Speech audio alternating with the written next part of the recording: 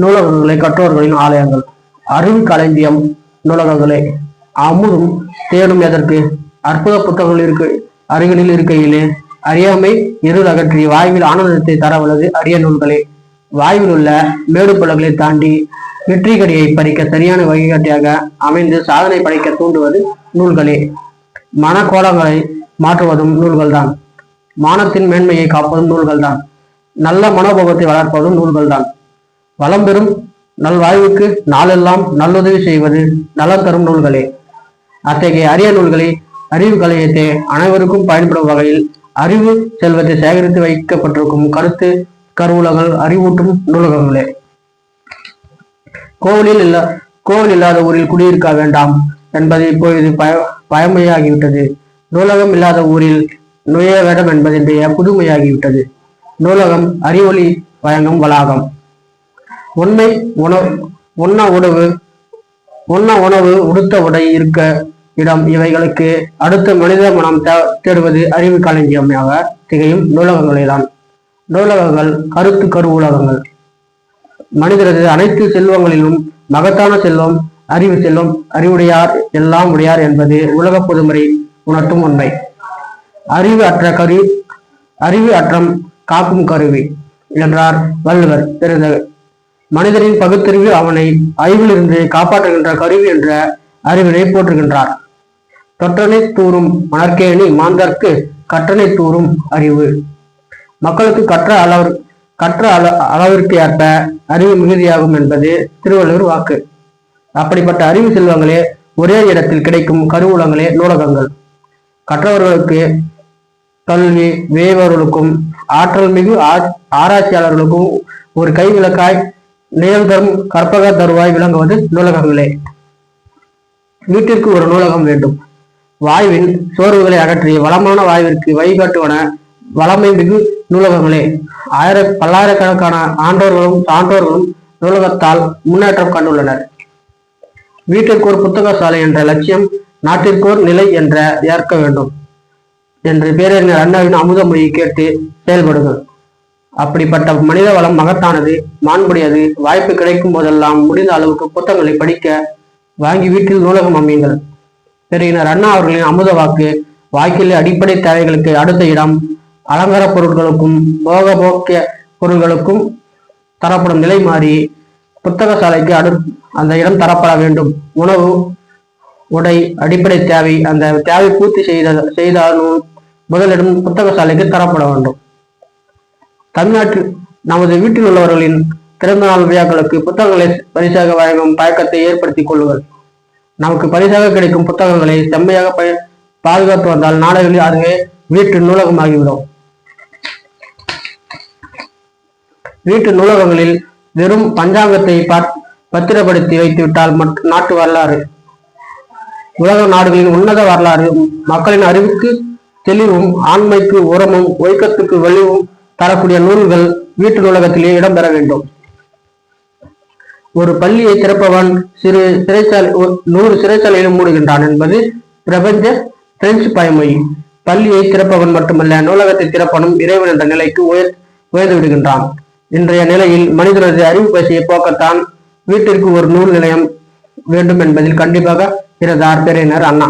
ஊருக்கு ஒரு சாலை அவசியமாக இருப்பது போல் ஒரு நூலக சாலை இருப்பதும் அவசியமாகும். நூல்களுக்கு செலவிடும் தொகை செலவல்ல, மூலதனம் என்பதை நிறையவே முதலீடு செய்யுங்கள். நூலகங்கள் நாம் வணங்கும் ஆலயங்கள். ஏழை பணக்காரன் என்ற பேதம் இல்லாமல் அனைவரும் நுழைவது ஆலயம். ஜாதி மதம் பேதமின்றி அனைவரும் பயன்படுத்துவது நூலகங்களே. நூலகங்களில் நுழைந்து திரும்பும் போது ஆலயங்களுக்கு சென்று திரும்பவும் திருப்தி கிடைக்கிறது. ஆலயங்களில் ஆண்டவனை தரிசிக்கின்றோம். நூலகங்களில் ஆயிரம் அறிஞர்கள் மூலம் ஆண்டவனை தரிசிக்கின்றோம். நூலகங்களில் ஆயிரம் அறிஞர்களை நூல்கள் மூலம் சந்திக்கின்றோம். ஆலயம் நிம்மதியை தருகின்றது. நூலகம் மனசோர்வை நீக்குகின்றது. நல்ல கருத்துக்களை மனதில் கொள்ளும் போது மனநிறைவும் மனத்தெம்பும் மனதைரியமும் நமக்கு பலமாக அமைகின்றது. கவிஞர் வைரவநாதன் நூலகங்களே ஆலயங்கள் என்று கூறுகிறார். அவரின் கவிதை இதோ: அறிவொளியை பரப்புகின்ற நூலகங்களே அகவிருளை அகற்றுகின்ற ஆலயங்களாம். அறியாமை பணியாகற்றும் நூலகங்கள் யாவும் அறிவுக்கு மருந்தாகும் ஆலயமாகுமே. அறியாமை இருளகல வருபவருக்கெல்லாம் சரியான வழிகாட்டி நூலகங்கள் தானே. மனிதனுக்கு தேவையான அடிப்படை வசதிகள் அனைத்தனை இருந்தும் ஏதோ ஒன்றை அவன் தேடுகின்றான். ஆம், அதுதான் அறிவு பசி. அந்த அறிவு பசிக்கு உணவளிக்கும் அமுத சுரபி நூலகங்களே. தன்னிடமிருந்து இருக்கும் அறிவினை பிறருக்கு தானமாக கொடுத்தவனுக்கு நாளுக்கு நாள் அது வளரும். வாய்ப்பு கிடைக்கும் போதெல்லாம் மனிதன் நூலகங்களுக்கும் புத்தக கடைகளுக்கும் செல்ல விரும்புகின்றார். அதனால் தான் பேரினர் அண்ணா வீட்டுக்கு ஒரு நூல் நிலையம் அவசியம் என்று வலியுறுத்துகிறார். மனசோர்வை நீக்கி மகிழ்ச்சியை தரவல்லக்கூடிய நலம் தரும் நல்ல நூல்களே. அறிவு பசி உணவளித்தால் சமுதாய பணி அதிகரிக்கும். கல்லாமையை நாட்டில் இல்லாமையாக ஆக்குவது அறப்பணி. அனைவரும் கல்வி கற்று அறிவை பெற்றால் நாடு முன்னேறும், வீடு முன்னேறும். அறியாமை இருள் அகன்றுவிட்டால் எங்கும் ஆனந்தமானந்தானே. மனித உரிமைகளை முறையாக பெற்றால் சிறந்த பயனை மற்றவர்களிடம் பகிர்ந்து கொள்கின்ற மனப்பக்குவம் நம் வந்துவிடும். படித்தவர்களுக்கும் தேவையற்றவர்களுக்கும் முக்கியத்துவம் கொடுத்து டாம்பும் என்று குதிக்கின்றார்கள் என்றால் அது ஒரு வகை அறியாமையே. தாம் கற்ற கை மண்ணளவு என்பதை புரிந்து கொள்ளாமலும் தான் என்ற கர்வத்தாலும் தலகணம் பிடித்து செயல்படுகின்றனர். பள்ளிகளின் வளர்ச்சியையும் கல்லூரிகளின் பெருக்கமும் மனிதனுக்கு தேவையான அனைத்து பொது வாழ்வியலுக்கு வேண்டிய வளமான கருத்துக்களை தந்துவிடும் என்று சொல்ல முடியாது.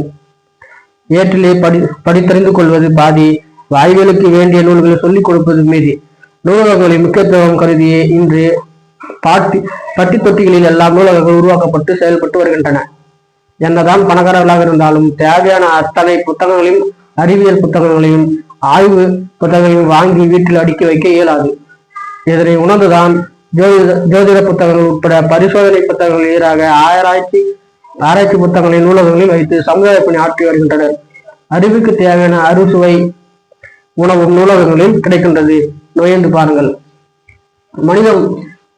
மனித வள மேம்பாட்டிற்கு மகத்தான வழிகாட்டிகள் நூலகங்களே. மனித வள மேம்பாட்டிற்கு நூலகங்கள் மிகவும் அவசியம் என்பதை தற்போது உலக நாடுகள் உணர்ந்துள்ளன. தரம் வாய்ந்த மனித ஆற்றலே மேலும் தரம் உயர்த்த வல்லவைகள் நூலகங்களே. நூலகப்படி ஒரு சமுதாயப்படி. அதனால் தான் அனைத்து நாடுகளும் அதற்கு தனி முக்கியத்துவம் கொடுத்து மக்களுக்கு இந்த மகத்தான பணியை செம்மையாக செய்து வருகின்றது. வீதிதோறும் சோடி சாலைகள் அமைக்க விரும்புகின்றன. இந்த உலகம் நூலகங்களால் ஓய முடியும் என்பது பாவேந்தரின் ஆணித்தரமான நம்பிக்கை. துள்ளியோடும் எனது பள்ளி பருவத்தில் என்னுடைய கிராமத்திலிருந்து 7 கிலோமீட்டர் தொலைவில் உள்ள திருமங்கலம் பொது நூலகத்தை விடுமுறை நாட்களில் நடந்தே சென்று பயன்படுத்திக் கொண்டேன் என்று கூறுகிறார்.